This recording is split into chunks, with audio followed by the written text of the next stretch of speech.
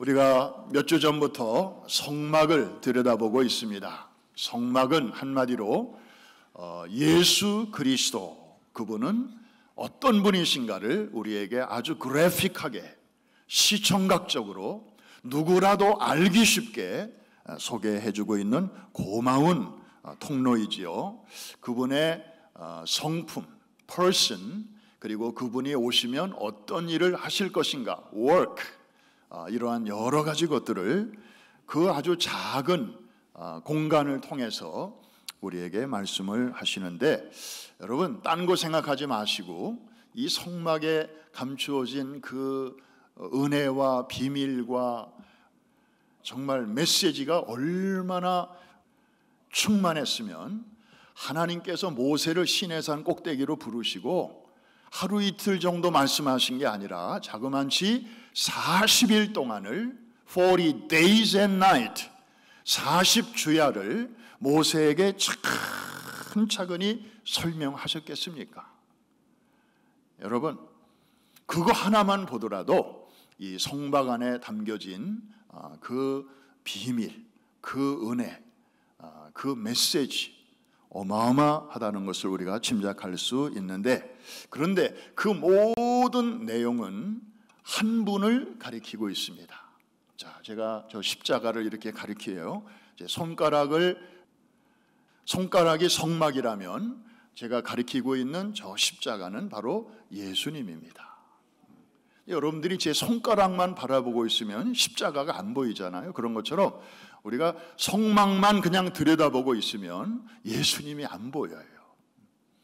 이 성막이 가리키고 있는 그분을 우리가 봐야 되는데, 우리가 성막을 들여다볼 때마다 그 은혜가 오늘 예배하는 여러분 모두에게 한 분도 빠짐없이 임하게 되기를 주님의 이름으로 축복합니다. 그래서 성막을 알면 예수가 보인다 하는 말이 이제 있는데, 그거를 좀 줄여서, 요즘은 다 줄여서 얘기하니까 이렇게 표현하고 싶습니다. 성막 예수. 한번 따라해 주십시오. 성막 예수. 그러니까 성막은 곧 예수님을 우리에게 보여준다, 그런 뜻이죠. 지난 시간에는 문에 대해서 살펴봤습니다. 문.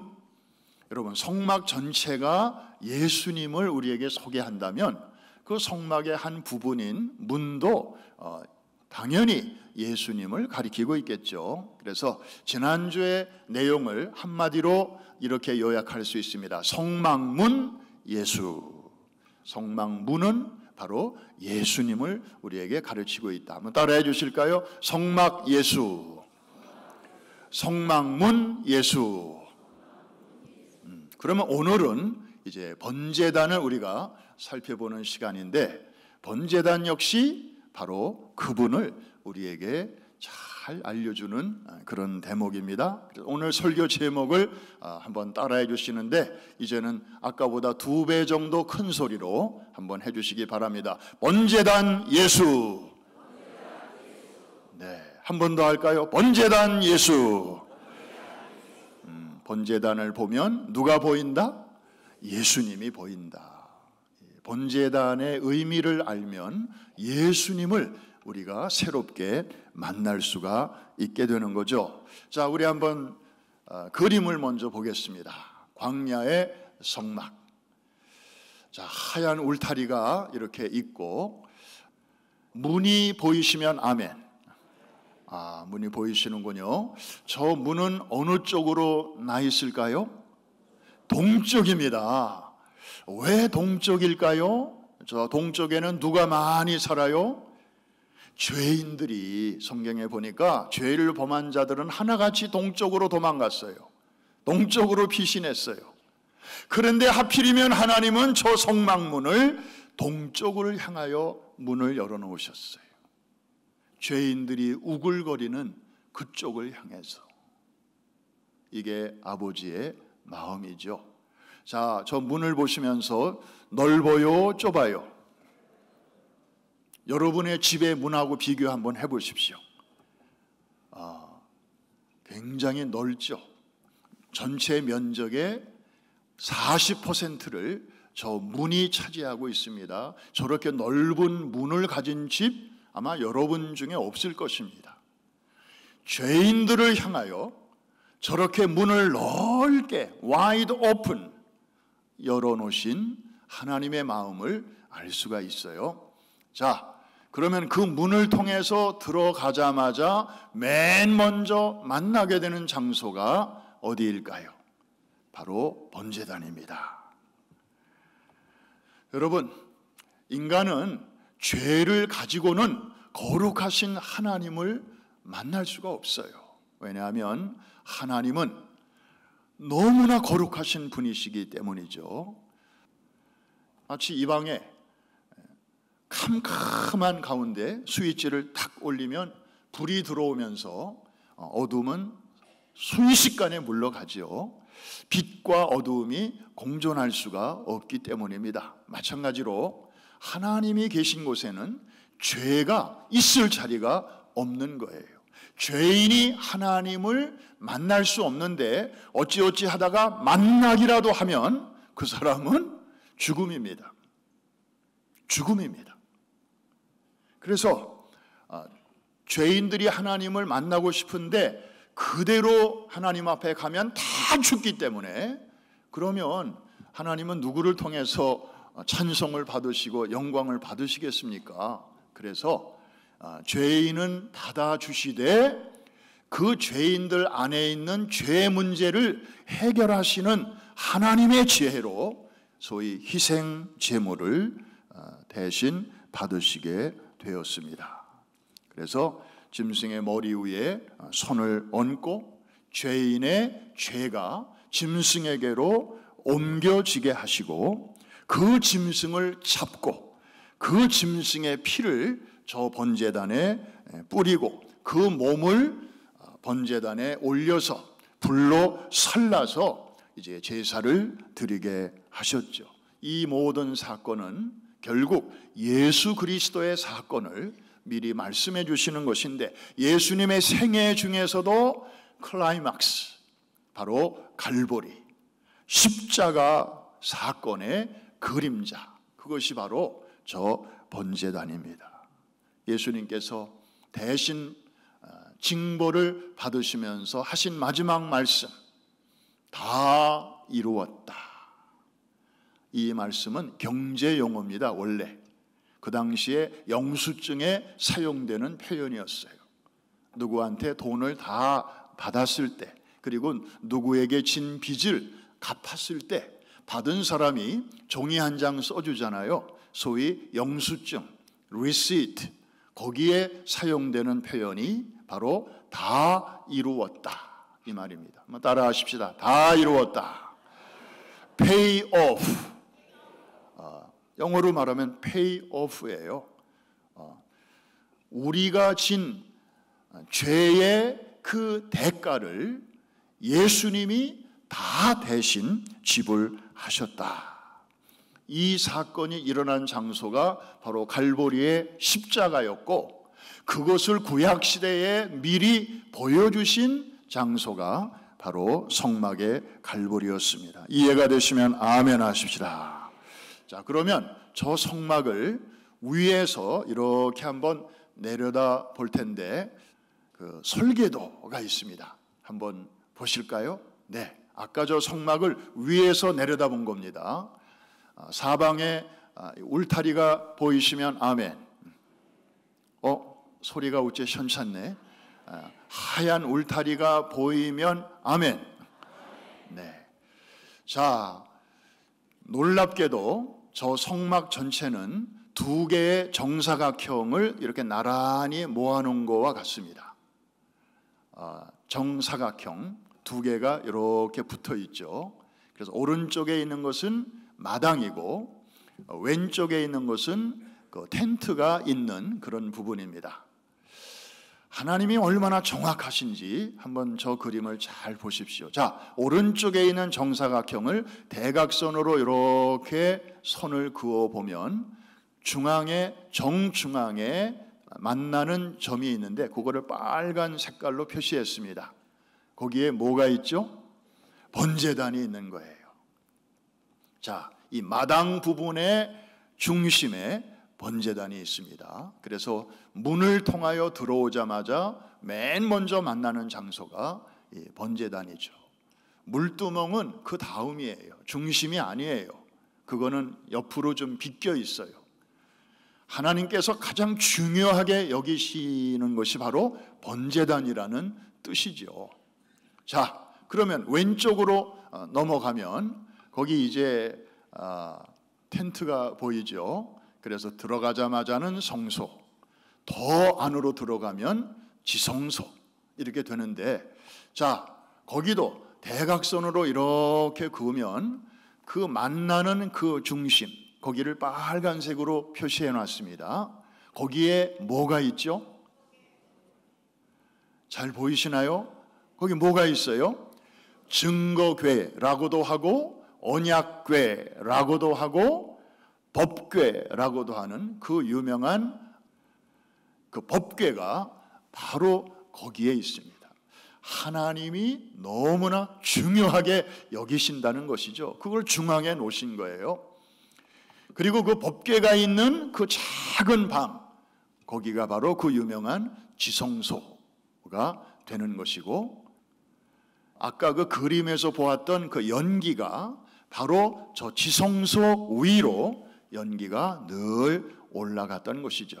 쉐키나, 하나님의 영광, Glory of God, 하나님의 임재의 상징이 바로 저기였습니다. 그래서 그 하나님을 만나려면 문을 통하여 들어온 인생은 반드시 번제단을 지나야만 했습니다. 그래서 저 성막 안에는 뭐 물두멍도 있고 촛대도 있고 떡상도 있고 분향단도 있고 뭐 휘장도 있고 뭐 여러 가지가 많이 있지만, 그 중에서도 가장 하나님이 중요하게 여기시는 것이 이쪽에 하나 저쪽에 하나 있는데, 이쪽에는 번제단이고 저쪽에는 법궤. 그래서 여기를 지난 사람만이 저기에 이룰 수 있다는 진리를 우리에게 저렇게 말씀해 주고 있어요. 이해가 되시면 아멘 하십시다. 근데 여러분, 저거를 한번 이렇게 한번 한 5분만 묵상해 보시면 참 좋을 것 같아요. 하나님이 어떤 분이신가 말이 필요 없고 저 그림을 한 5분만 좀 들여다보고 있으면 여러분들에게 뭔가 하나님이 막 말씀하실 것 같아요. 우선 하나님은 어떤 분이신 것 같아요?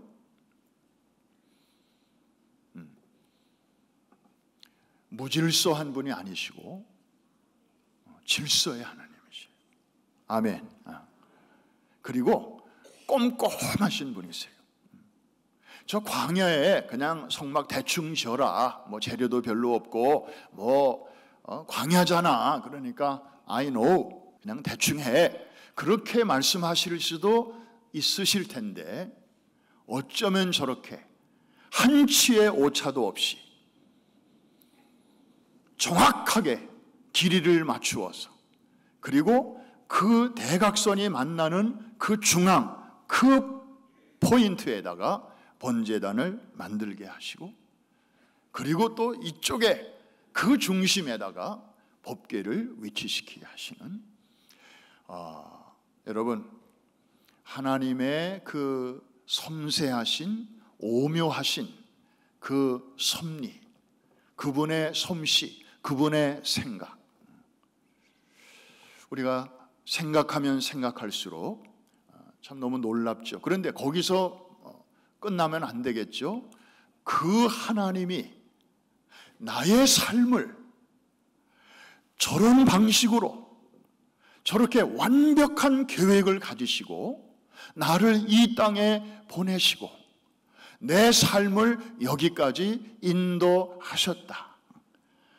하나님의 일하심에는 한치의 실수나 오차도 없으시다. 참새 한 마리가 땅에 떨어지는 것도 그분의 허락이 없으면 일어날 수 없다 말씀하신 그분이, 나 같은 사람들 보기에는 별로 내세울 것도 없지만 나는 우연히 지금 이 자리에 있는 게 아니다. 하나님의 완벽한 섭리 속에서 계획 속에서 여기까지 살았고 지금 이 자리에 있는 것이고 앞으로도 그분이 내 삶을 정확하게 있어야 할 자리까지 인도해 주실 것이다. 여기까지 갈 수 있을 때 저 그림은 여러분의 것이 될 수 있습니다. 목적이 이끄는 삶이라는 책에서 저자는 이렇게 말하고 있습니다. 설령 내 부모는 나에 대한 계획이 없이 임신을 했을지라도 하나님은 내 인생에 대한 목적과 계획을 갖고 계시다. 혹시 여러분 가운데 부모가 계획 없이 덜컥 생긴 그런 분들도 있으시지 않겠어요? 그런데 부모들이 하는 대화 중에 아유 쟨 괜히 났어. 그런 인생도 있어요. 그런데 걱정하지 마십시오. 하나님은 그런 인생마저도 놀라운 계획을 가지고 이 땅에 그를 보내셨다는 사실을 믿으시기를 바랍니다. 잉여적으로 보냄받은 사람은 하나도 없습니다. 하나님은 한 영혼을 너무나 소중히 여기시기 때문에 계획 없이 내보내는 일이 없으시기 때문이죠. 여러분, 저게 바로 번제단입니다. 얼마나 그 위치를 보면 하나님이 중요하게 여기시는가를 알 수가 있습니다. 그런데 보시는 것처럼 저 번제단에서는 어떤 일이 매일같이 반복적으로 이루어지고 있는데 그것은 바로 짐승의 희생 제사입니다. 양과 소를 잡아서 하나님께 제사를 드리는 것이에요. 그 제사 드리는 장면을 제가 이렇게 보니까요. 우선 죄를 범한 백성이 짐승을 끌고 옵니다. 가난한 자는 비둘기 새끼를, 또 부자는 송아지를, 그리고 우리 같은 중산층들은 양 혹은 염소를 가지고 옵니다. 그럼 저 문을 통해서 들어오면 저 하얀 옷을 입은 제사장들이 이제 인사를 합니다. 너 어제도 왔는데 오늘도 또 왔네. 그러면 이제 예, 그렇게 됐습니다. 그러면 이 죄인은 자기가 끌고 온 짐승의 머리에 이렇게 안수를 합니다. 제사장이 안수하는 거 아니고 죄인이 안수를 합니다. 이때의 이 안수는 축복의 안수가 아니고 내 안에 있는 something, 어떤 것이 이 짐승에게로 옮겨지는 것을 의미하는 소위 전가의 안수입니다. 축복의 안수와 다릅니다. 그래서 속으로 기도하겠죠. 하나님, 제가 또 그런 죄를 졌습니다. 입술로 혹은 생각으로 혹은 행동으로 죄를 졌네요. 이제 제 안에 있는 죄를 이 짐승에게로 옮깁니다. 안수를 하는 거예요. 그러면 그런 다음에 이제 이 죄인은 손에 칼을 쥐고 뭘 할까요? 이 짐승의 목을 땁니다. 제사장이 죽이는 거 아니에요. 죄인이 죽이는 것입니다. 조금 전까지 자기가 끌고 온 짐승이에요. 그러면 얘는 소리를 지르면서 피를 토하면서 거기서 이제 쓰러지지 않겠습니까? 어쩌면 그 핏방울이 자기 옷에도 묻을 수도 있습니다. 사방으로 튑니다. 그런 다음에 이 죄인은 가죽을 벗깁니다. 내장을 꺼내서 물에 씻습니다. 이거 다 죄인이 하는 거예요. 그리고 각을 뜹니다. 이 각을 뜬다는 말이 성경에 있어서 도대체 이게 무슨 뜻인가? 영어 성경을 봤더니 cut it into pieces. 그러니까 이 고기 덩어리를 잘게 이렇게 써는 것입니다. 이 석쇠에 같이 생긴 번제단에 이렇게 태우기 좋게 살을 자르는 거예요. 그리고 이제 짐승 몸 안에 있는 피를 대야에다가 받아가지고 그 중에 일부는 번제단에 있는 그 뿔에다가 이렇게 바르고 나머지 대야에 고여 있는 이 피를 제사장에게 넘깁니다. 그때부터 제사장의 일이 시작이 되는데 이 피를 저 번제단 주변에다가 다 이렇게 뿌립니다. 그러니까 바닥은 항상 피가 흥건히 고여 있는 거예요. 그래서 여러분, 저 번제단은 저 성막에 있는 많은 기구 중에서 가장 지저분한 장소입니다. 가장 지저분한 장소예요. 피가, 시뻘건 피가 늘 거기 있습니다. 그리고 오래된 피는 또 시커멓게 변해 있을 거고요. 그 위에 또 새빨간 피가 또 흘려집니다.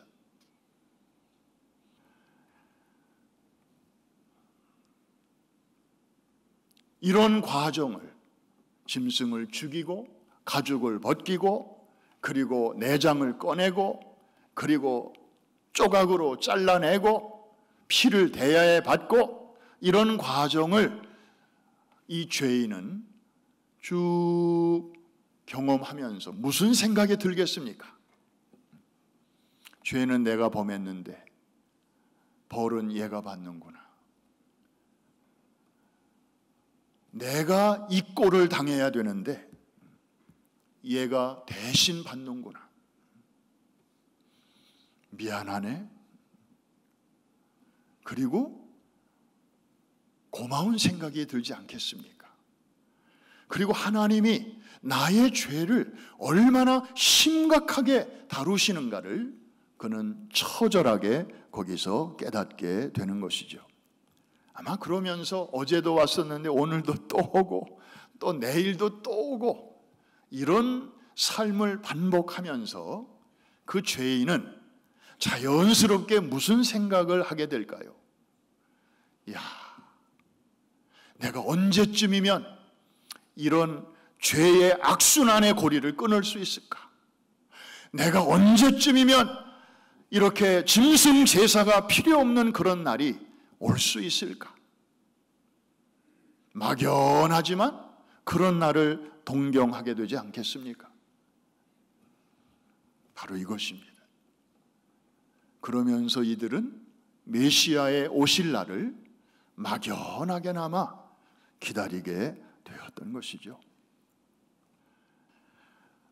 짐승을 태울 때 연기가 하늘로 이렇게 올라갑니다. 우리말에 올라간다는 말이 참 재미있습니다. 저 번제를 히브리어로 올라라고 합니다. 우리 한국말에도 올라가 있습니다. 두 나라 언어가 이렇게 악수를 합니다. 올라, 이 번제예요. burnt offering. 그런데 그 연기가 하늘로 올라갑니다. 그러면 하나님이 그 제사를 받으신다는 뜻이에요. 안 받으시면 연기가 바닥으로 깔리죠.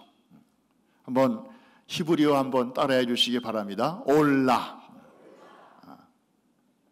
그 연기가 올라갑니다. 그러면 죄인은 이제 기쁘죠. 올 때는 죄인으로 왔는데 하나님이 내 죄를 저렇게 옮겨주셨구나. 나를 의인으로 받아주시는구나. 내 안에 있는 죄 문제를 저 짐승을 통해서 옮겨주셨구나. 의인된 기쁨을 갖게 되는 것입니다. 그래서 들어올 때는 무거운 마음으로 들어왔는데 저 번제단을 거친 후에는 찬송하면서 이제 삶의 현장으로 나아가게 되는 거죠. 아마 그때쯤 그가 불렀을 찬송이 어떤 게 있을까요? 나 자유 얻었네, 너 자유 얻었네, 우리 자유 얻었네. 그리고 여러분들이 아까 부르신 찬송이 있잖아요. 내 죄 사함 받고 예수를 안 뒤 나의 모든 것이 변했네. 아마 정말 십자가의 은총을 높이 찬양하면서 그는 기뻐 뛰며 저 들어왔던 문을 통하여 나가게 되었을 것입니다. 여러분, 저 번제단은 이런 놀라운 일이 일어나는 장소인데 가장 지저분한 장소였다는 사실, 그리고 가장 시끄러운 장소였다는, 동물들이 죽어가면서 지르는 그 비명소리, 아마 이 죄인은 그 소리를 들으면서, 그리고 자기에게 튀는 그 핏방울을 보면서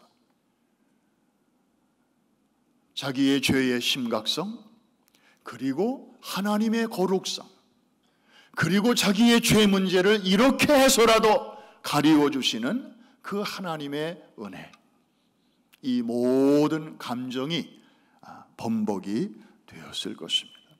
여러분, 게다가 하여튼 여기는 그냥 그 고기 태우는 냄새로 늘 24 hours, 7 days. 게다가 고기들이 타고 나면 그 숯덩이가 밑으로 저 쌓일 거 아니겠어요? 저 번제단 밑을 한번 보십시오. 거기에 공간이 있는데 거기에 그냥 시꺼먼 숯덩이들이 쌓이게 되면 이제 제사장들이 그 옆에 있는 부삽을 가지고 그 숯을 또 다 이렇게 청소를 합니다. 그러니 지저분하지요, 냄새나지요, 시끄럽지요, 바쁘지요.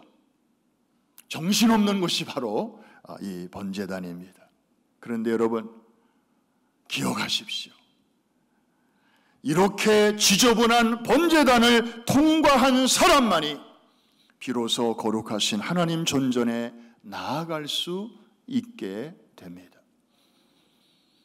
이 얼마나 놀라운 패러독스, 역설입니까? 성막의 다른 기구들은 정말 깨끗해요. 먼지 하나 찾아보기가 어려워요. 거룩하고요. 유독 이 번제단만큼은 그렇게 지저분할 수가 없어요. 그런데 여러분, 이 지저분한 것은 과연 누구 때문이며 누구를 위한 지저분함일까요? 바로 저와 여러분의 죄 문제를 처리해 주시기 위한 하나님의 은혜의 배려의 결과라는 사실을 우리는 잊어서는 안 될 것입니다. 이해가 되시면 아멘 하십시다. 그리고 번제단은 사이즈가 성막에 있는 많은 도구들 중에서 가장 큽니다.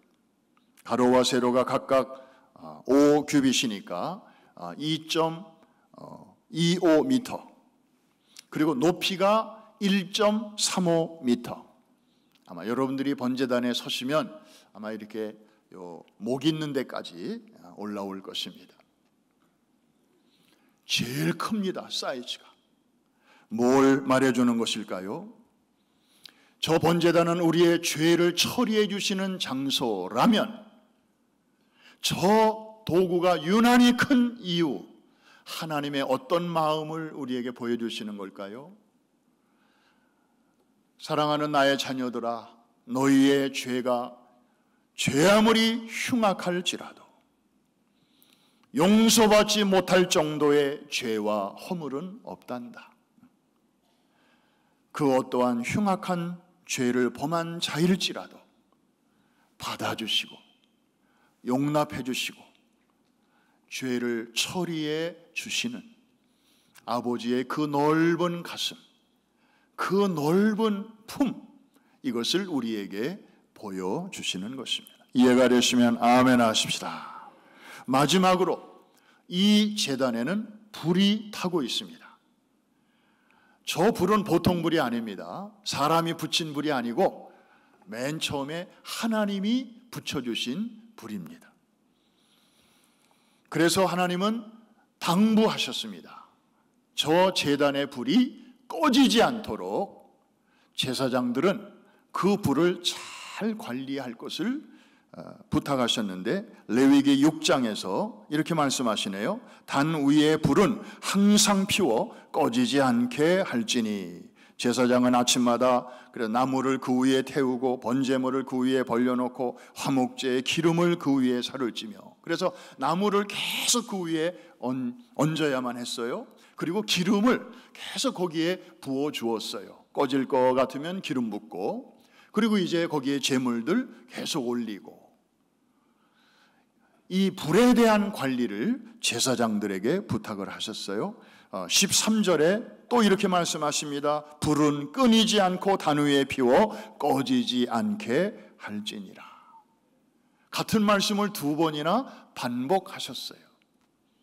그만큼 중요하다는 것이고 그만큼 아주 부탁을 단단히 하셨다는 거죠. 여러분, 저 말씀은 결국에 번제단이 예수님의 갈보리 십자가 사건을 우리에게 보여주는 것이라면 오늘을 살아가는 우리에게 불 꺼지게 하지 말라, 이 말은 무슨 뜻이겠습니까? 저 불이 활활 타오르게 하라, 이 말은 무슨 뜻이겠습니까? 성령의 감동 안에 있는 여러분들이요, 제가 굳이 표현하지 않아도 이미 여러분들은 이미 마음속에 그런 뜻이 아니겠나, 벌써 그 음성을 듣고 있는 분들이 아래층에도 있고 2층에도 있고 우리 양쪽 윙에도 있을 것입니다. 여러분, 저 번제단은 갈보리의 십자가 사건입니다. 거기에 예수님의 보혈이 중심에서 일하고 있습니다. 하나님을 만나려면 저 번제단을 반드시 통과해야만 했습니다. 저기는 피가 늘 있는 곳입니다. 지저분한 곳이고요, 시끄러운 곳이고요. 우리에게 뭘 말해주는 것일까요? 예수님의 그 보혈의 능력을 한시도 소홀하게 여기지 말라는 것입니다. 예수님의 보혈을 날마다 기억하고 찬송하고 높이라는 것입니다.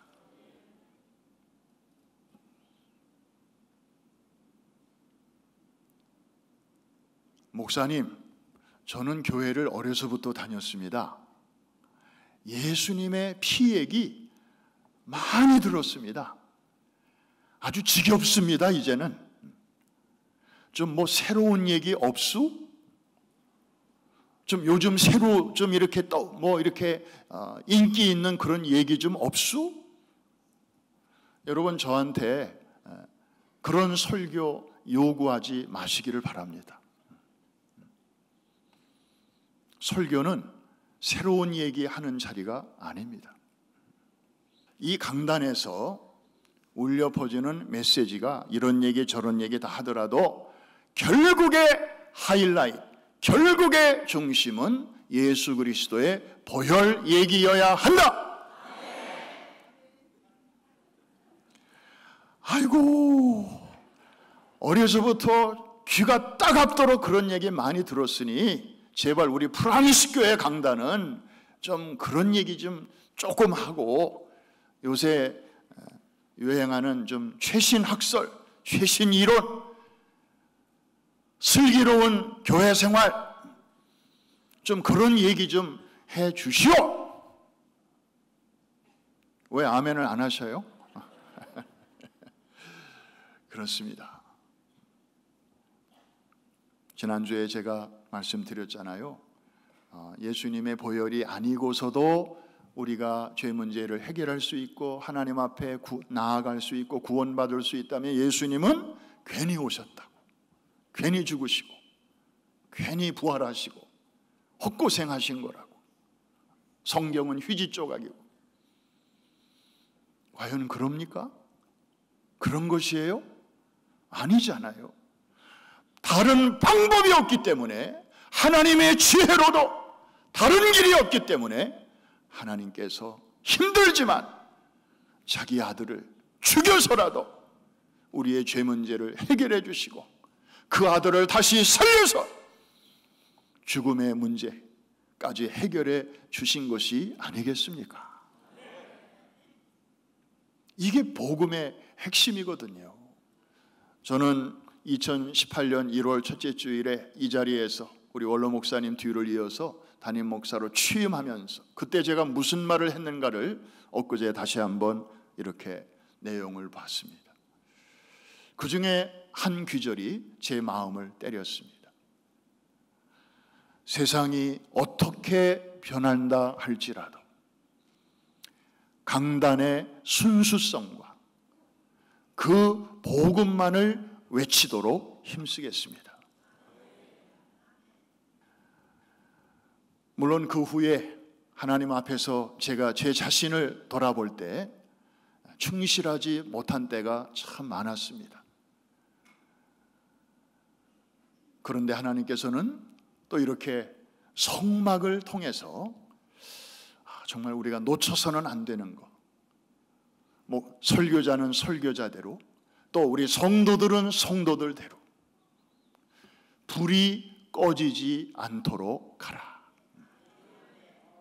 여러분, 은혜의 불 잘 간직하시기를 바랍니다. 예수님의 보혈에 대한 감사의 불, 예수님의 보혈의 능력에 대한 찬양의 불, 절대로 약해지지 않게 되기를 주의 이름으로 축복합니다. 요새 유튜브들을 너무 열심히 보셔요. 거의 다 중독 수준이 된 것 같아요. 뭘 보면 알 수 있냐? 여러분 집에 가면 전화기 떨어뜨린 그 흔적들이 많이 있어요. 졸다가 전화기를 막 방바닥에 떨어뜨려. 그래서 막 찍혀 여기저기. 어떤 사람은 얼굴에 떨어뜨려가지고 그냥 졸면서도 보는 거예요. 정보는 많아, 지식은 많아. 그런데 영성은 떨어져요. 여러분, 우리의 심령을 살리고 우리를 진정으로 살맛나게 만들어주시는 능력은 오직 예수 그리스도의 보혈의 능력밖에 없는 줄로 믿습니다. 기독교의 복음은 우리를 어제보다 좀 더 나은 better person을 만드는 게 목적이 아니에요. 예수님은 그런 목적으로 오신 분이 아닙니다. 예수님은 우리를 totally new person으로 만들어 주시기 위해서 오셨습니다.